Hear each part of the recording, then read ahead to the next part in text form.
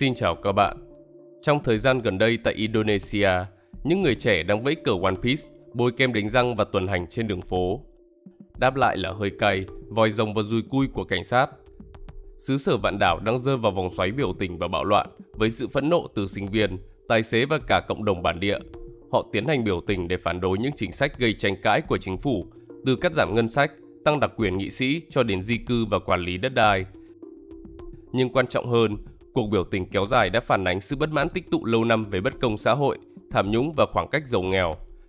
Bạo loạn hiện đã lan rộng, biến nhiều thành phố ở Java, Bali và Kalimantan trở thành tâm điểm căng thẳng, với hình ảnh đụng độ giữa những người dân và lực lượng an ninh. Đây không chỉ là những cuộc biểu tình thông thường mà là một cơn địa chấn xã hội, đẩy Indonesia vào bước ngoặt quan trọng và chỉ một tia lửa nhỏ cũng có thể châm ngòi cho hàng loạt biến động không thể lường trước. Vậy tại sao Indonesia bạo loạn? Làm thế nào mà lá cờ trong bộ truyện One Piece lại có thể trở thành biểu tượng phản kháng? Trong video hôm nay, các bạn hãy cùng chúng mình tìm hiểu về nguyên nhân thực sự của cuộc biểu tình nha.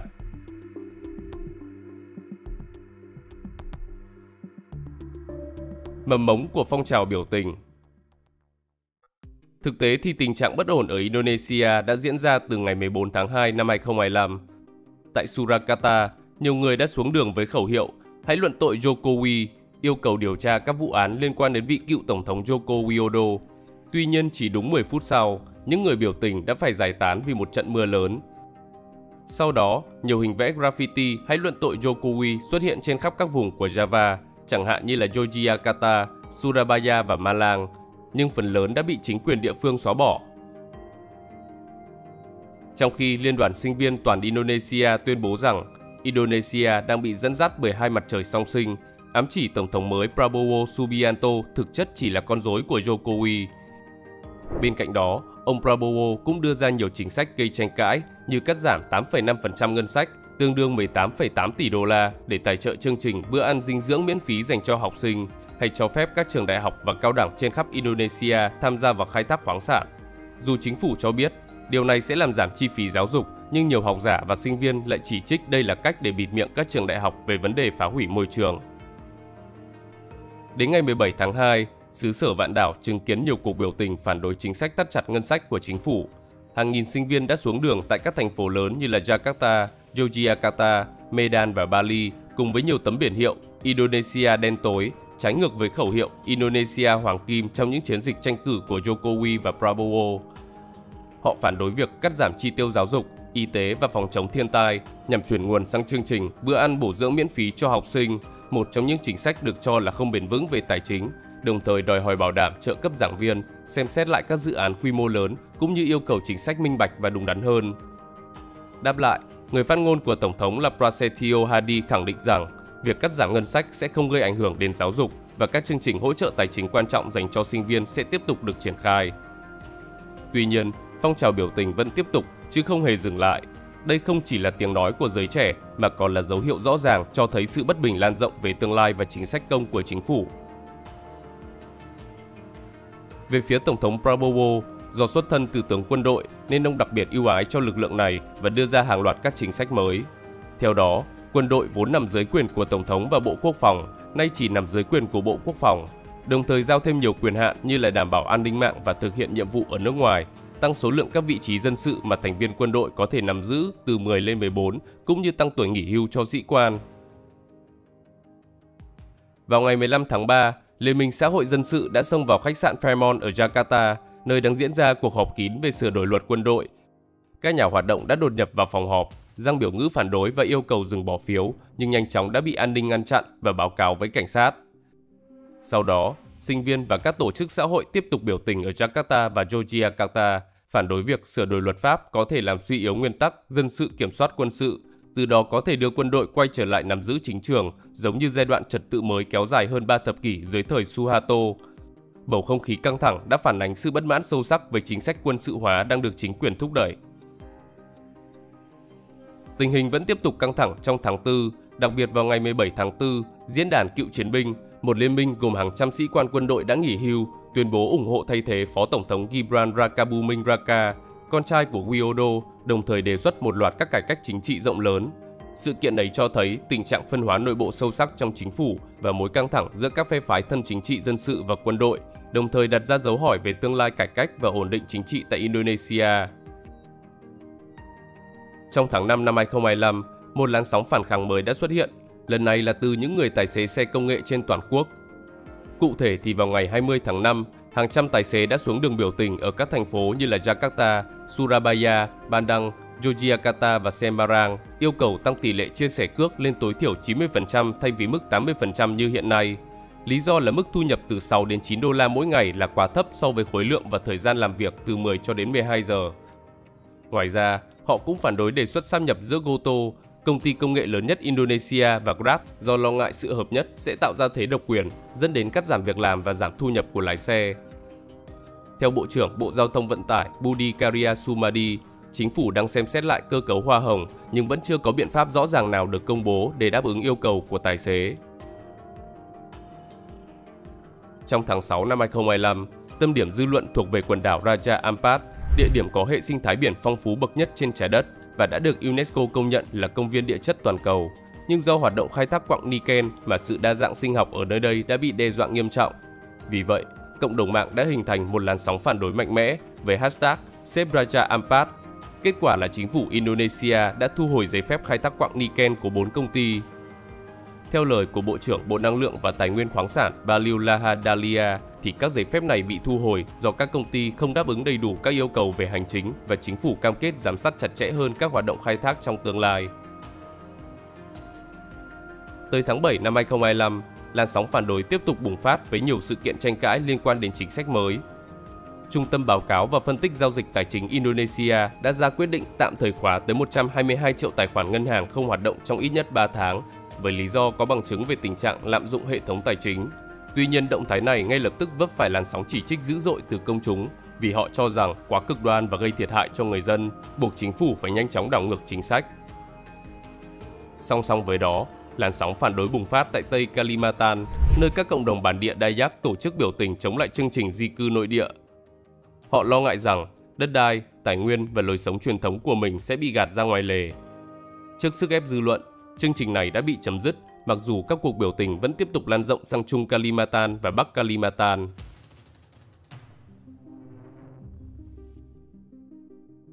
Mâu thuẫn lên đến đỉnh điểm.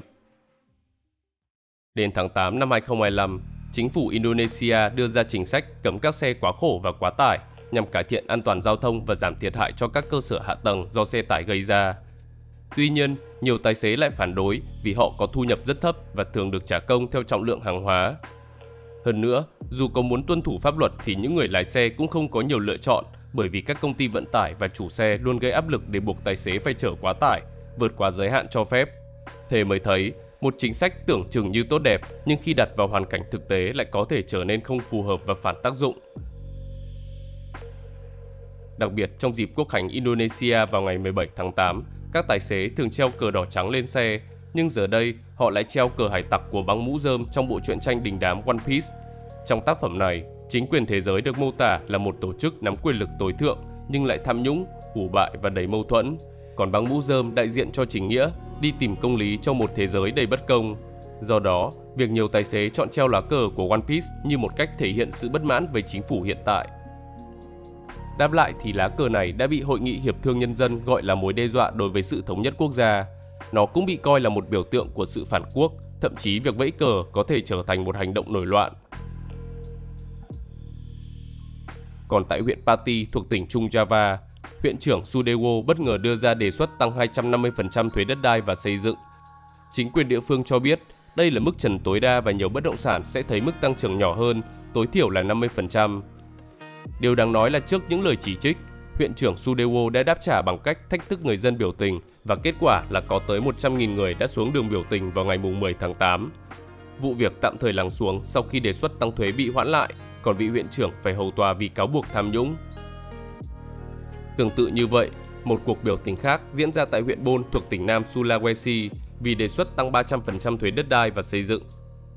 Hay như ở thành phố Cirebon của Tây Java, mức thuế mới tăng lên trong khoảng từ 150 cho đến 1.000%. Giữa lúc tình hình căng thẳng như vậy, chính phủ Indonesia lại tiếp tục có những chính sách đi vào lòng đất. Họ đưa ra đề xuất trợ cấp nhà ở mới cho các đại biểu quốc hội lên tới 3.000 đô la mỗi tháng, gấp 10 lần mức lương tối thiểu của thủ đô là 300 đô la mỗi tháng, vốn đã là một mức lương tối thiểu cao nhất cả nước. Đó là còn chưa kể họ còn đang được nhận các khoản trợ cấp thực phẩm và đi lại. Nếu cộng lại toàn bộ lương và trợ cấp, con số rơi vào khoảng 6.000 đô la mỗi tháng. Trong khi thu nhập thực tế của một nghị sĩ quốc hội có thể lên tới 14.000 đô la mỗi tháng, thậm chí là cao hơn.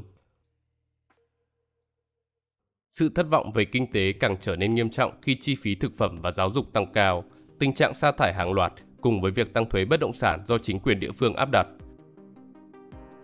Góp phần vào sự phẫn nộ ngày càng tăng trong công chúng là những phát biểu của một số thành viên quốc hội, thể hiện rõ sự vô cảm với những khó khăn của người dân Indonesia bình thường. Thành viên quốc hội của Đảng Dân chủ Quốc gia Nafa Urbach đã ủng hộ việc tăng trợ cấp và nói rằng các nghị sĩ gặp khó khăn khi đi lại. Sau đó bà phải xin lỗi trên mạng xã hội sau phản ứng dữ dội của công chúng và cam kết sẽ trợ cấp cho khu vực bầu cử của mình. Trong khi Ahmad Saroni, Phó Chủ tịch Ủy ban thứ 3 của Hội đồng Đại diện Nhân dân đã mô tả những người kêu gọi giải tán quốc hội là những người ngu ngốc nhất trên thế giới. Còn thành viên quốc hội của Đảng ủy nhiệm quốc gia Eko Patrio đã đăng một video để chế giễu những lo ngại của công chúng. Từ ngày 25 tháng 8, các phong trào biểu tình ngày càng lan rộng, như tại thành phố Medan thuộc tỉnh Bắc Sumatra, hàng nghìn sinh viên, công nhân và tài xế xe ôm đã xuống đường biểu tình. Cuộc biểu tình đã trở nên bạo lực khi cảnh sát chặn các tuyến đường chính dẫn đến tòa nhà chính phủ. Người biểu tình đã đáp trả bằng cách đốt lốp xe và dựng rào chắn. Điều này dẫn đến một cuộc đụng độ giữa hai bên, khiến hàng chục nghìn người bị thương. Vào ngày 28 tháng 8, hàng nghìn người biểu tình, chủ yếu là sinh viên, nhà hoạt động chính trị và thành viên công đoàn đã đụng độ với cảnh sát ở Jakarta. Căng thẳng gia tăng sau khi sinh viên cố gắng trèo qua hàng rào tòa nhà quốc hội và ném đồ vật vào tòa nhà, buộc cảnh sát phải triển khai hơi cay và vòi rồng. Các cuộc đụng độ lan rộng từ khu phức hợp quốc hội đến khu mua sắm gần đó, cũng như một tuyến đường cao tốc và đường sắt chính, gây ra gián đoạn giao thông công cộng. Đến đêm ngày 28 tháng 8, những người biểu tình vẫn ở phía trước tòa nhà quốc hội đã rút lui đến nhà thờ Tin lành Angkola sau khi bị lữ đoàn cơ động, lực lượng bán quân sự của cảnh sát đẩy lùi bằng hơi cay và đạn cao su. Giữa lúc hỗn loạn, một chiếc xe bọc thép đã cán qua và giết chết Afan Kurniawan, một tài xế xe ôm công nghệ 21 tuổi làm việc cho Gojek. Anh không phải là một người tham gia biểu tình mà chỉ là không may có mặt tại địa điểm đó. Cái chết của Afan đã gây ra phản ứng mạnh mẽ từ cộng đồng tài xế xe cũng như công chúng nói chung. Cả hai đều bày tỏ lời chia buồn về cái chết của anh, cùng với những lời chỉ trích gay gắt đối với lữ đoàn cơ động và cơ quan cảnh sát do các hành động tàn bạo đối với dân thường. Sau đó, các cuộc biểu tình leo thang với những cuộc tuần hành bắt đầu từ nhiều thành phố ở trên khắp Indonesia. Hàng ngàn người đã hiện diện trước trụ sở lữ đoàn cơ động và cơ quan cảnh sát ở Jakarta. Một số người cực đoan đã ném pháo, bom xăng và đá, thậm chí là phóng hỏa. Các cuộc biểu tình khác cũng bắt đầu ở những thành phố như là Yogyakarta, Bandung, Solo và Semarang ở đảo Java, cũng như thành phố Medan thuộc đảo Sumatra. Còn tại Makassar, thành phố lớn nhất trên đảo Sulawesi ở phía đông Indonesia, thì người biểu tình đã phóng hỏa tòa nhà hội đồng thành phố.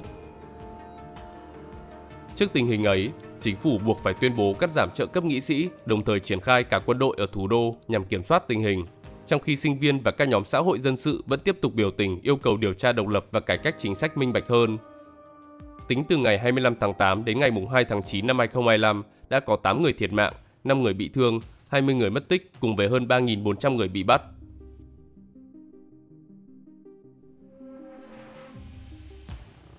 Nguyên nhân thực sự của vụ bạo loạn.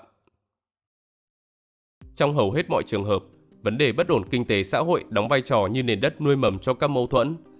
Trong nửa đầu năm 2025, chính phủ Indonesia tiến hành một loạt cắt giảm ngân sách quy mô lớn được cụ thể hóa bằng sắc lệnh hành trình số 1/2025. Theo đó, 18,8 tỷ đô la đã bị cắt khỏi các chương trình công, tác động trực tiếp đến ít nhất 15 bộ ngành, từ giáo dục, y tế, phòng chống thiên tai cho đến các dự án hạ tầng chiến lược như là di rời thủ đô mới từ Jakarta về Nusantara. Những điều chỉnh này được lý giải nhằm đảm bảo cân đối tài chính quốc gia, nhưng trên thực tế đã gây ra xói mòn đến hệ thống an sinh xã hội. Chẳng hạn, chương trình bữa ăn miễn phí dành cho học sinh là một trong những cam kết lớn của chính quyền mới, nhưng nó đã bị chỉ trích là lãng phí và không hiệu quả, nhất là khi ngân sách cho giáo dục tiểu học và trung học đã bị cắt giảm khoảng 480 triệu đô la. Hơn nữa, Tổng thống Prabowo lại sử dụng tiền thuế của người dân rồi để binh lính phân phát bữa ăn miễn phí, chỉ nhằm củng cố hình ảnh của quân đội, chứ không phải để hỗ trợ cho trẻ em nghèo. Bên cạnh đó, lạm phát cũng lên tới 2,37% vào tháng 7 năm 2025. Đây là mức lạm phát cao nhất trong 13 tháng kể từ tháng 6 năm 2024, chủ yếu là do giá thực phẩm tăng đến 3,75%, còn nhà ở tăng 1,65% và giáo dục tăng 1,95%. Những con số này tuy chưa thể làm ảnh hưởng quá lớn đến nền kinh tế của xứ sở vạn đảo, nhưng vẫn đe dọa đến cuộc sống của hàng triệu người nghèo.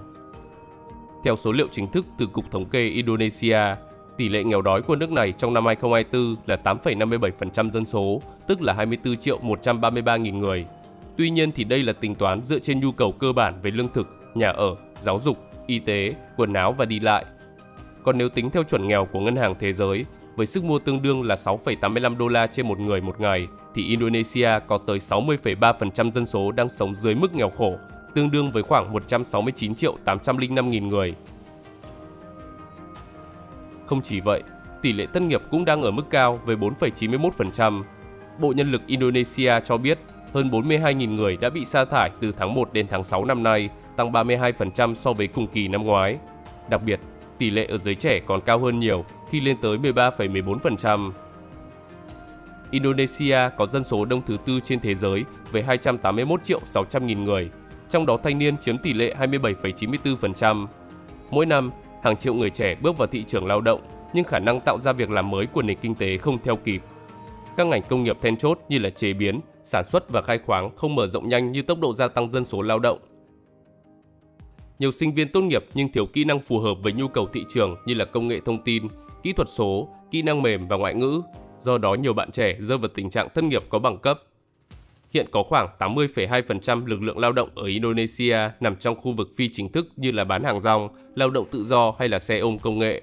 Đây là những việc làm không ổn định và dễ bị mất thu nhập khi khủng hoảng. Điều này khiến cho tỷ lệ thất nghiệp chính thức không quá cao, nhưng con số thực tế có thể lớn hơn rất nhiều. Như vậy, khi nền kinh tế suy thoái, tầng lớp bị ảnh hưởng trực tiếp chủ yếu bao gồm các thanh niên, sinh viên và lao động tự do. Do đó, họ cũng trở thành lực lượng tiên phong trong các cuộc biểu tình, phản ánh chính xác những áp lực kinh tế mà những người trẻ đang phải gánh chịu. Cùng với đó thì sự bất công chính trị càng làm tăng sự bất mãn của xã hội. Thông tin về mức đề xuất trợ cấp nhà ở cho nghị sĩ lên tới 3.000 đô la mỗi tháng, gấp nhiều lần mức lương tối thiểu, đã trở thành giọt dầu đổ vào ngọn lửa sẵn có khi mà người dân vốn đã bất mãn vì sự thiếu công bằng. Theo bảng xếp hạng chỉ số nhận thức tham nhũng, Indonesia xếp hạng 99 thế giới và đứng thứ 6 Đông Nam Á. Đây không phải là những con số quá tệ, nhưng xét về lâu dài thì cho thấy sự đi xuống. Trong nhiệm kỳ đầu của mình, từ năm 2014 đến 2019, Joko Widodo đã có các hành động chống tham nhũng quyết liệt, chẳng hạn như vụ việc Asabri, công ty bảo hiểm quốc doanh dành cho quân nhân và cảnh sát, đã bị buộc tội thổi giá cổ phiếu và rút tiền quỹ hưu trí binh sĩ với tổng thiệt hại lên tới 1,58 tỷ đô la.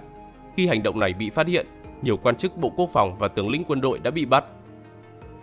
Hay vụ án thao túng đầu tư của Jiwasraya, công ty dịch vụ tài chính lâu đời nhất tại Indonesia, dẫn tới thiệt hại 1,2 tỷ đô la. Sau khi vụ việc vỡ lở, nhiều giám đốc và doanh nhân lớn cũng bị bắt.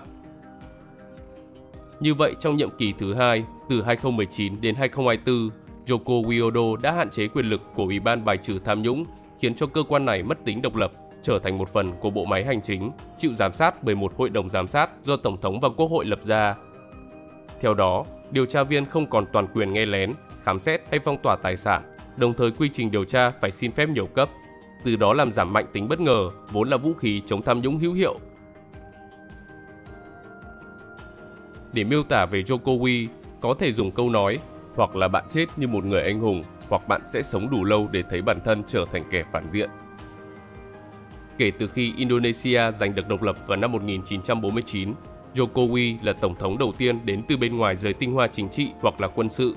Vì không có mạng lưới hậu thuẫn, ông buộc phải xoa dịu và lôi kéo nhiều trung gian quyền lực và các đối thủ để bảo đảm chương trình nghị sự cũng như những dự án khổng lồ có thể được thông qua và tồn tại. Bản thân Jokowi cũng tìm cách củng cố quyền lực. Con trai cả Gibran Rakabuming Raka trở thành thị trưởng thành phố Sukata, quê nhà của Jokowi, còn cô con gái Kahiyang Ayu kết hôn với Bobby Nasution, thị trưởng của thành phố Medan. Trong khi cậu con út Kaesang Pangarep là chủ tịch của Đảng Đoàn kết Indonesia, dù chưa từng có kinh nghiệm chính trị trực tiếp trước đó. Không chỉ vậy, em gái của Jokowi là Idayati còn kết hôn với chánh án tòa án hiến pháp Anwar Usman. đây là một bước đi chiến lược để chuẩn bị cho con trai cả Gibran tranh cử vị trí phó tổng thống khi chưa đủ 40 tuổi. Theo đó, Tòa án Hiến pháp Indonesia đã bỏ qua chuyện này do cậu em rể Anwar Usman là chánh án. Đây là hành động lạm dụng quyền lực, mở đường cho mô hình gia đình chính trị kiểu mới. Hơn nữa, đối tác tranh cử của Gibran Rakabuming Raka là Prabowo Subianto, một cựu tướng lĩnh quân đội và là con rể của nhà độc tài Suharto. Ông ta có một quá khứ đen tối với việc tham gia vào các vụ thảm sát dân thường ở Đông Timor, bắt cóc các nhà hoạt động dân chủ và làm ngơ trước cuộc bạo loạn chống lại người Hoa ở Jakarta năm 1998.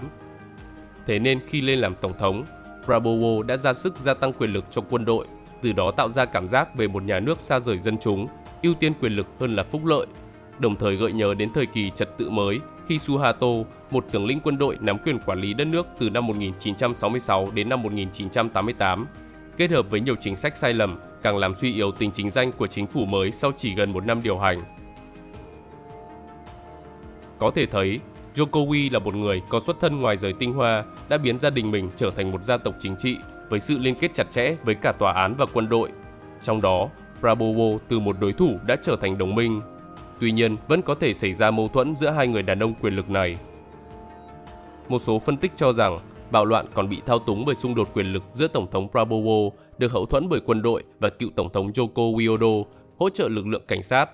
Theo đó, quân đội đã có thể cố tình không can thiệp để làm suy yếu phe đối thủ, biến sự bất bình của dân chúng thành công cụ chính trị. Đặc biệt, Prabowo đã bắt tay với Megawati Sukarno Putri, một đối thủ chính trị của Jokowi, cho thấy suy đoán của các nhà phân tích là hoàn toàn có cơ sở.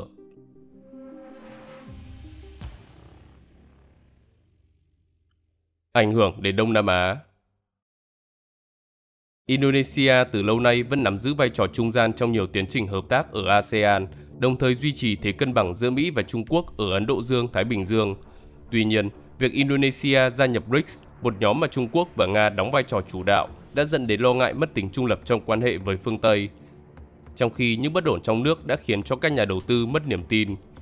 Vào tháng 3 năm 2025, Indonesia đã chứng kiến làn sóng giảm mạnh của đồng nội tệ, lên tới 0,5%, chạm mốc 16.640 rupiah Indonesia cho 1 đô la Mỹ, mức thấp nhất kể từ khi khủng hoảng tài chính châu Á năm 1998.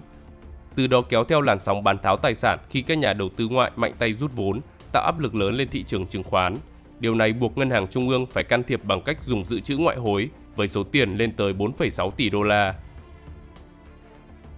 Còn trong giai đoạn cuối tháng 8 đầu tháng 9, các cuộc bạo loạn cũng gây ra tác động kinh tế tức thì. Thị trường chứng khoán Jakarta mất 1,5% điểm và đồng rupiah mất 0,8% so với đồng đô la, trong khi một số nhà đầu tư nước ngoài đã tạm hoãn các dự án khi bất ổn leo thang. Điều này càng làm dấy lên câu hỏi về năng lực thực thi chính sách và tầm nhìn dài hạn của chính quyền Prabowo. Trong mắt giới quan sát, sự bất ổn hiện tại có thể làm suy yếu vai trò chiến lược của Indonesia cũng như mở ra khoảng trống mà các nước láng giềng sẵn sàng thay thế. Hoạt động sản xuất có khả năng được chuyển một phần sang Malaysia, Thái Lan hay Việt Nam. Dù vậy, Indonesia vẫn là quốc gia đông dân nhất và có nền kinh tế lớn nhất khu vực, nên không có bất kỳ quốc gia nào tại Đông Nam Á có thể thay thế hoàn toàn. Nơi đây cũng là trung tâm sản xuất niken, than đá và dầu cọ, những nguyên liệu quan trọng cho hoạt động công nghiệp. Khi bất ổn kéo dài, chuỗi cung ứng trong ASEAN có nguy cơ bị gián đoạn, làm ảnh hưởng đến xuất khẩu và giá cả của toàn khu vực. Không chỉ vậy, nhiều người Indonesia có thể di cư sang Malaysia và Singapore, từ đó làm gia tăng áp lực dân số với các quốc gia này. Trong khi những nước có tình hình xã hội mong manh như là Thái Lan, Campuchia và Philippines sẽ phải lo ngại về hiệu ứng lan tỏa khi mà giới trẻ nhìn vào Indonesia để học hỏi phương thức xuống đường phản kháng, từ đó gây bất ổn cho cả khu vực Đông Nam Á. Nhìn chung, bạo loạn quy mô lớn ở Indonesia, quốc gia đông dân nhất ASEAN, đã đặt ra thách thức cho sự ổn định chính trị của khối, vốn luôn quảng bá hình ảnh ổn định để phát triển. Hơn nữa, vị thế của Jakarta trong vai trò lãnh đạo ASEAN suy yếu cũng có thể khiến cho tiến trình thống nhất các vấn đề khu vực như là xung đột tại Biển Đông và hợp tác kinh tế có nguy cơ bị chậm lại. Tóm lại, người dân Indonesia ngày càng chán nản với tình hình kinh tế của họ liên quan đến những vấn đề như là đánh thuế bất công, sức mua của người dân giảm và thiếu cơ hội việc làm, trong khi các nghị sĩ thiếu sự đồng cảm càng làm cho sự bất mãn dâng cao. Ông Bima Yudhistira Adinegara, Giám đốc Trung tâm Nghiên cứu Luật pháp và Kinh tế nhận xét, các vấn đề chất đống như rơm khô và Quốc hội Indonesia đã châm ngòi cho đám cháy. Đây chỉ là một phần nổi của tảng băng. Còn phần chìm chính là tình trạng bất bình đẳng xã hội kéo dài khi mà giới tinh hoa chính trị càng trở nên tham lam không biết điểm dừng. Và trên đây chính là lý do vì sao Indonesia đang xảy ra bạo loạn. Nếu muốn chúng mình làm về đề tài nào, các bạn hãy để lại bình luận bên dưới nha. Xin chào và hẹn gặp lại các bạn trong những video tiếp theo.